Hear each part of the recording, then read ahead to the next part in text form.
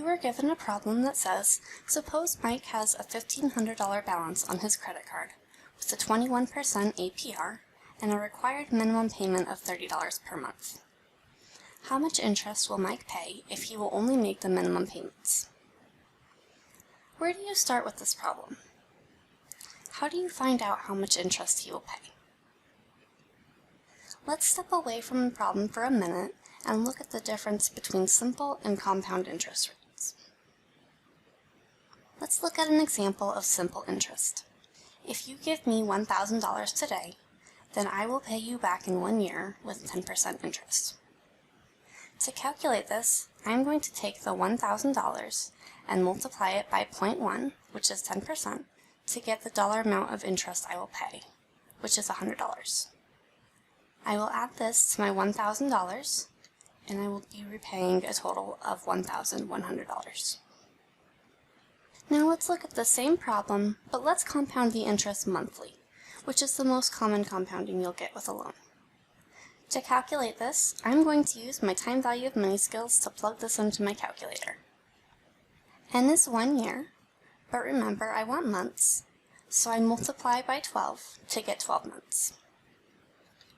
IY is 10% annually, but again I want monthly, so I divide by 12 to get 0.833% per month.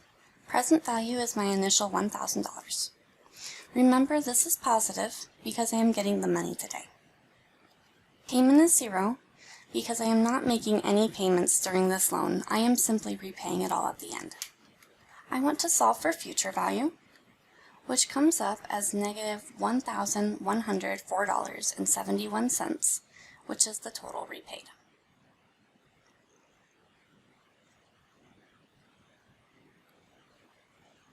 So if I compare the problems, I pay $4.71 more with compounded interest than I did with simple interest. Why? Remember that with compounding, you pay interest on the remaining balance, which will grow over time if you are not making payments. So let's look back at our problem. How do we solve this? I know there is monthly compounding because he is making monthly payments, so I'm going to use time value of money. To set up this problem, I am not given an N, so I'm going to skip it. My interest rate is 21% annually. Remember that APR stands for annual percentage rate, so it is always an annual number. I want this monthly, so I will divide by 12 to get 1.75% per month. My present value is a positive $1,500. My payment is negative $30. My future value is 0.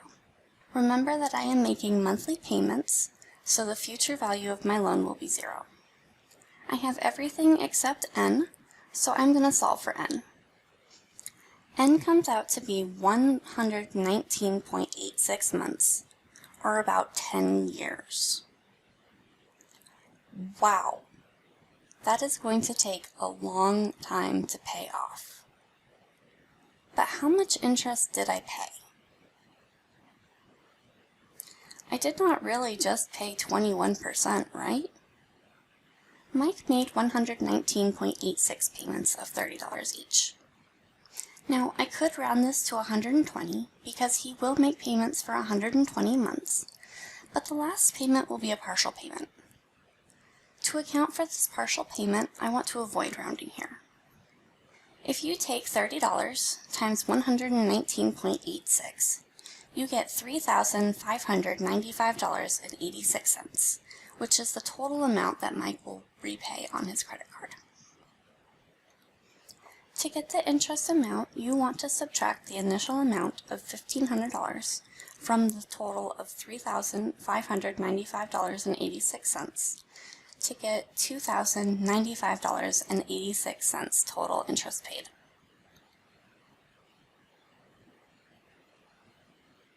So what does this relate to as a percent? What total interest rate did Mike end up paying? This is not part of the problem, but it is interesting to look at. The credit card is stated at 21% APR. But did he really pay 21%, or did he pay something else? To get the interest rate as a percentage, you take the total interest paid of $2,095.86 and divide by the amount you initially owed of $1,500, which gives you 1.397. Remember that this is a decimal, so you multiply it by 100 to get a percent. Mike ended up paying 140% interest on his credit card. That is the power of compound interest. So, if Mike makes the minimum payment on his credit card, he will be paying for 10 years, and he will pay an extra $2,095.86 in interest, or 140%.